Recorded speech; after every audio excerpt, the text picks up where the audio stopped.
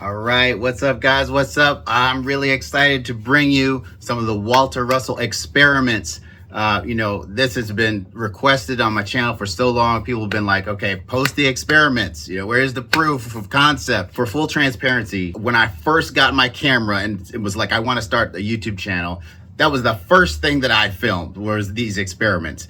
But because I was so new at using the camera, it turned out that the filming wasn't so great. Some things were a little blurry. So because of these kind of bad artifacts in filming, I didn't release them. I got inspired because recently on Matt Presti's channel, he in fact filmed these experiments. And he did it because it is a reaction video to Neil deGrasse Tyson, the famous physicist who was reacting to Terrence Howard bringing up Walter Russell. And to paraphrase what Neil deGrasse Tyson said, he was like, well, Walter Russell didn't show any repeatable experiments. And he's like, this is what science is, it's repeatable experiments.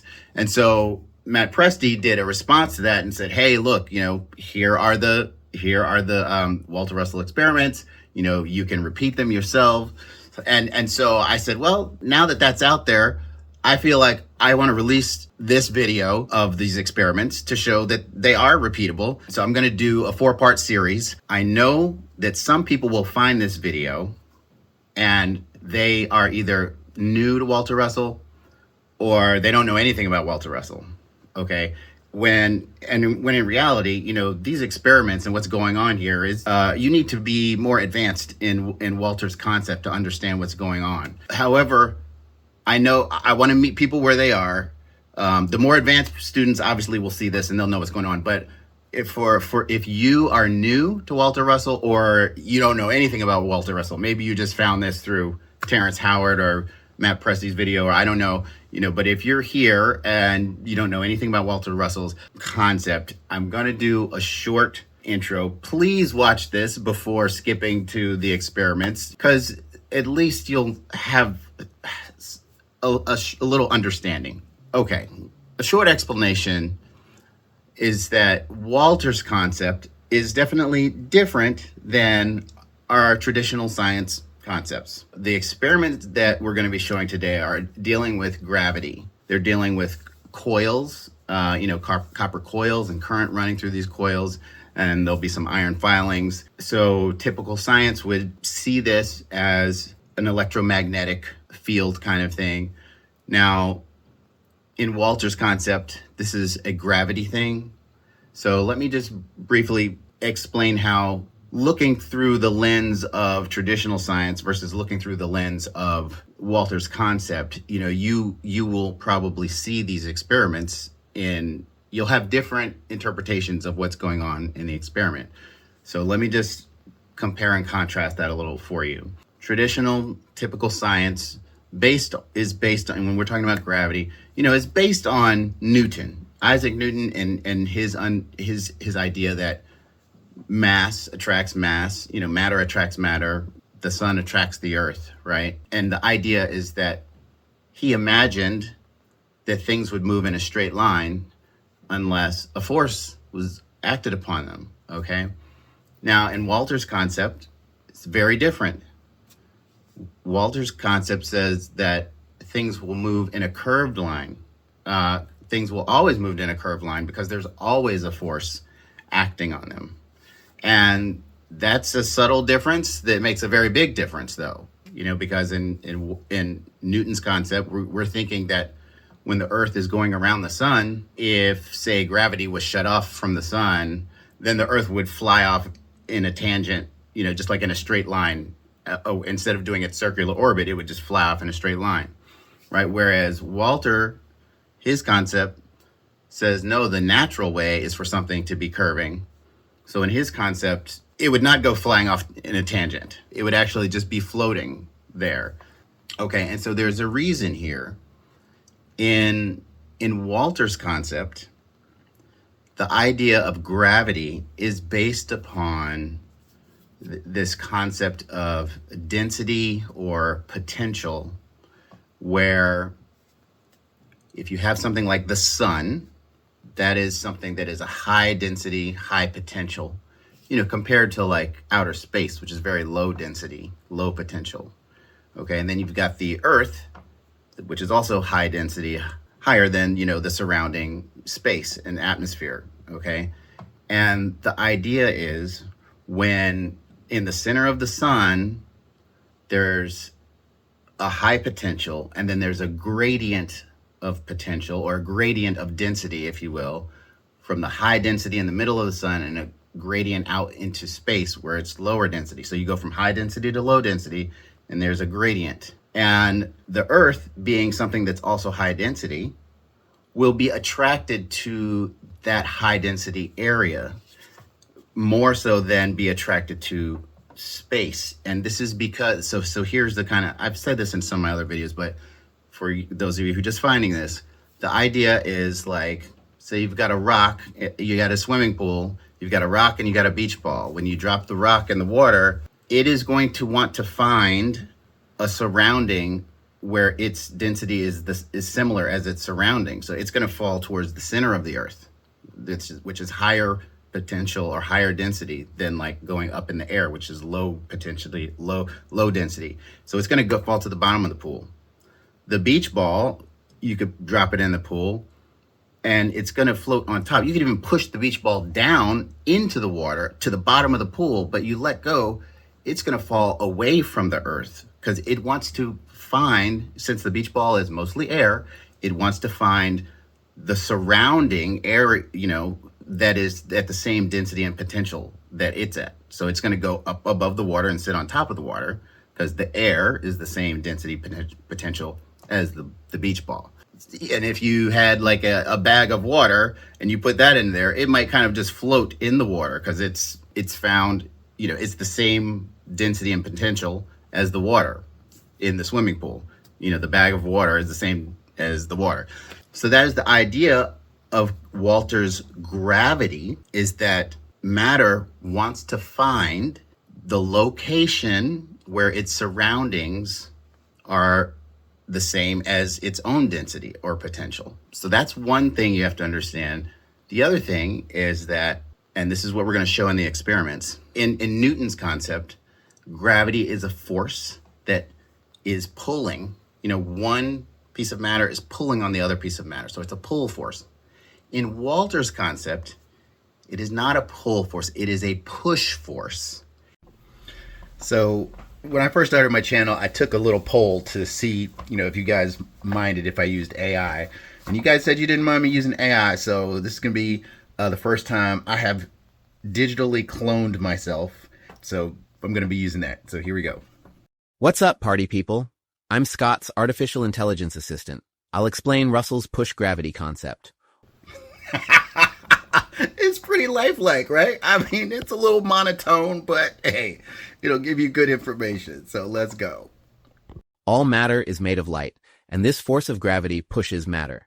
It's similar to a log flowing in a stream. The force would be the stream, and the log floating in the river represents matter getting pushed by that stream of force. Russell says this stream of gravity is a spiral vortex. Like when you look at water draining down a bathtub, there's a spiral vortex that's taking things that are wide and bringing them closer together. We see this spiral vortex pattern everywhere in nature on all scales. Russell's concept is that the force of gravity pushes things that are far apart and compresses them closer together into a smaller space. And this is because of this spiral vortex. It's a centripetal vortex. It comes in through the top or north pole, and it also comes in through the bottom or south pole of a sun or a planet or any matter regardless of its size. So you've got one spiral coming in from the top down and another spiral coming in from the bottom up, and they meet in the middle. In the center of the mass, they create a high pressure, high density, high potential center of gravity due to matter that was spread out now being compressed close together in a much smaller volume. The important thing here is this high potential center of gravity is what attracts other things that have high potential. Because remember, everything wants to find an area where the area is the same density as the thing itself. So high potential matter will fall towards the high potential center of gravity. That's it for me. Peace, party people.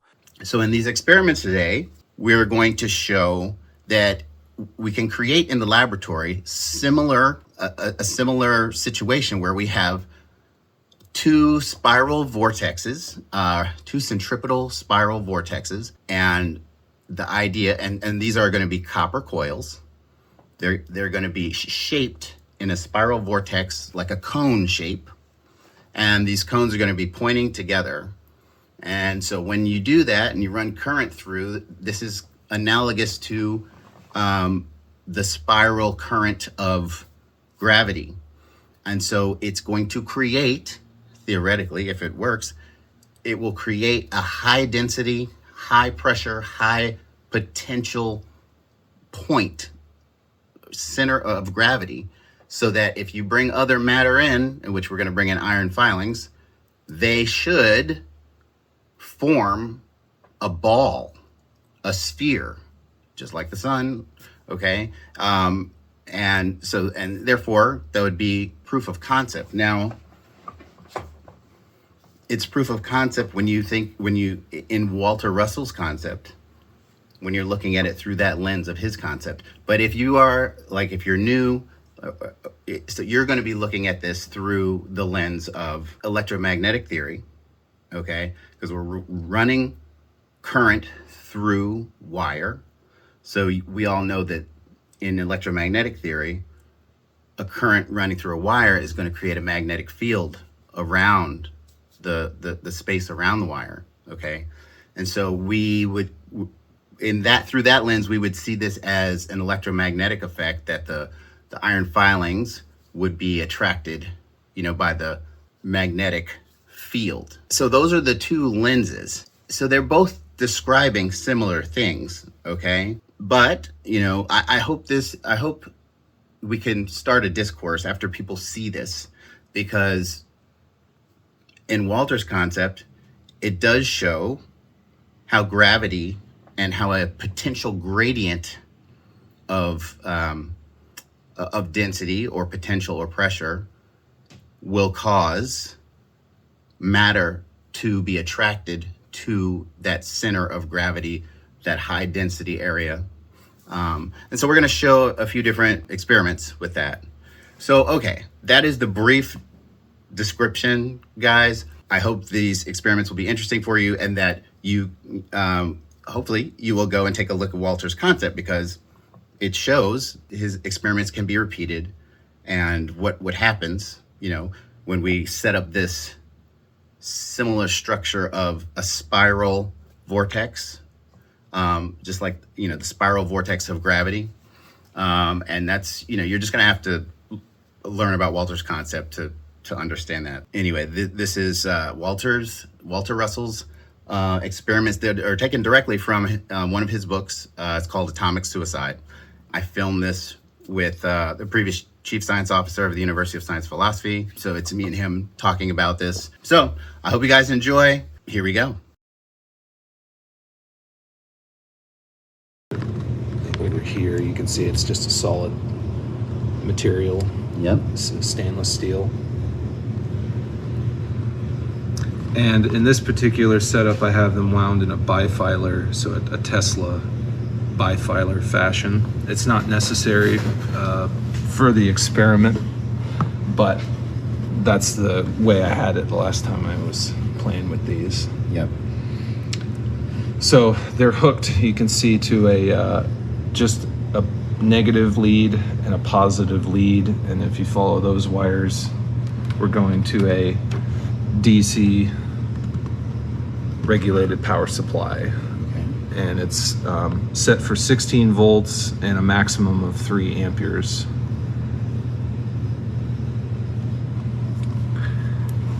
So the cool thing is iron filings allow us to view the effect of a magnetic field.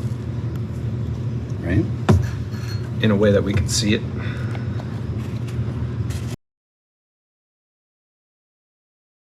Okay. So I'll turn the power on, and then I'll try to drop some of this in here.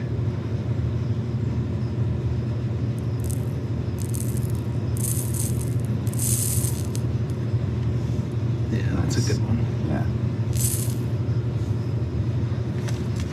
Wow, so so it really does create that little ball of a mass. little ball of mass there, and that's the gravity force of compression focusing it into, like, essentially. And that's why like if you bring it'll always point to the and maybe it's not. We'll do another shot at Yeah, that. I might have remagnetized the magnet anyway, but the you know, if you bring a needle, he talks about in the book, if you bring a needle in there, it'll always point toward the center. Right, Because that's where it's the center of mass, gravity. yeah. Right. And it's not because there's mass there. Right? Like, this is a different concept. It's not of mass gravity. attracting mass. Right. It's actually a compression from the outside toward the center. That's why everything seeks the middle of the earth. Right. And that's what he talked about, dropping a stone. Yeah. There's only 2 places on the earth you can drop a stone and it'll go straight down. And that's at the equator, right, 90 degrees, and at the pole. Right. So only 0 and 90 are the 2 places where the vector is going straight into the center. But everywhere else it curves toward the center. And that's why they think there's magnetic lines of force. Right. But it's actually a gravity field. It's not a magnetic field. And this so then there we go. That's power turned off. Then it drops filings. And there's always a little bit of residual, like, memory magnetism in the piece of iron, only at the tip piece there. In the iron core. Yeah. Like, because the tip, I guess, is where is the highest concentration of, I guess, field is would you call it? Or Well, I mean, Walter called it like basically electrical potential. right. Yeah. Right. High pressure Right. versus low pressure. Right. And because the windings are tighter there, I guess. And I guess all the electricity is going in that direction. The potential is highest right there. Yeah. At the tips, the apex of the cones. And that's why he always says over and over again that nature's magnets are cones, whereas man's magnets are all bars and cylinders. Right. Where the poles are basically equally extended. They're not, one's not contracted, one's expanded. Right. Right. With the cone, you get one side expanded and the other side contracted. Right. So it gives you like a differential or a gradient in the field. Right. Which is an optical principle. A gradient of potential. Yeah. Okay. But since it's an electromagnet, you know, basically you can apply an optical principle to it. Interesting. Yeah, maybe if you want to talk about that a little bit, the optical principle of this rather than the electromagnetic. Yeah, well, that's really what it helped me understand, was that Walter was inclined to use the electromagnetic term in describing his cosmogony, but in reality what he really was trying to communicate was that what we call electromagnetic theory is actually a description for light. And so really we need to understand this in terms of light, and the science of light in physics is optics. Right. So I wanted to know, hey, if you make a cone-shaped electromagnet, what have you really made? Well, you've made a lens.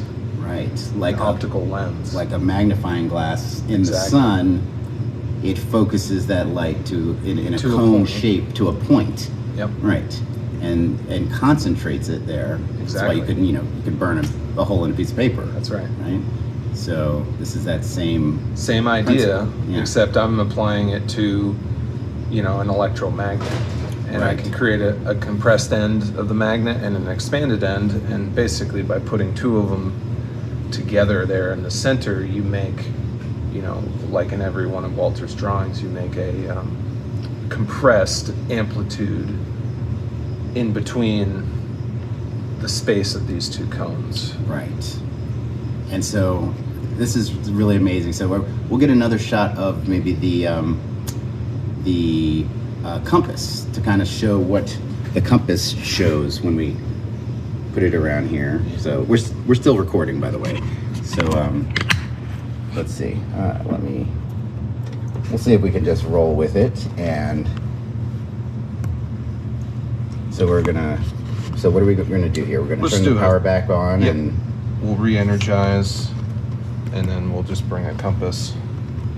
So you can see that's, if the South Pole is seeking it, then that's a North Pole, right? And as we walk around the field, you see it's flipping.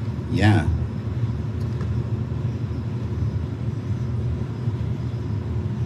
And that's the other end. Right. Now there's different ways you can energize these, but it's a big thing to flip a compass around all the way. But again, this is not magnetic attraction or repulsion. This is generation of a gravitational field. Wow. And the iron's just letting you see the curvature. So, right. So why then? Yeah. Why? Because I know many people in standard physics would, a compass, they'll be thinking, well, that's, a magnetic effect. Right. What is making the compass, turn, if it's not the, I guess, magnetic field, right? Like, it's more like this compass needle is a piece of I guess, iron. I'm not exactly sure. Yeah. But, right? And it's actually polarized. it's only at the tip piece. Okay. So there's actually a north. Joe talks about this, but there's a north, and if it's seeking the north end, that's actually a south pole, right? Okay. But behind the south pole is a north pole at Right. the tip piece, and then same thing here. There'd be a south pole here, and then a north pole at the tip end to seek a south pole. So basically, you almost have to think in opposites. Like, it's neither really attraction nor repulsion. It's a division of an equilibrium into two extensions. Right. And then those two extensions can basically equalize back into one condition. Right. And that's guys will have to see another a video of mine that explains that. Okay, so we're going to do the same thing. We're going to re-energize the coil, but this time we have increased the gap distance Between the points. between the apices. Right. Yep. Mm-hmm. So it's energized.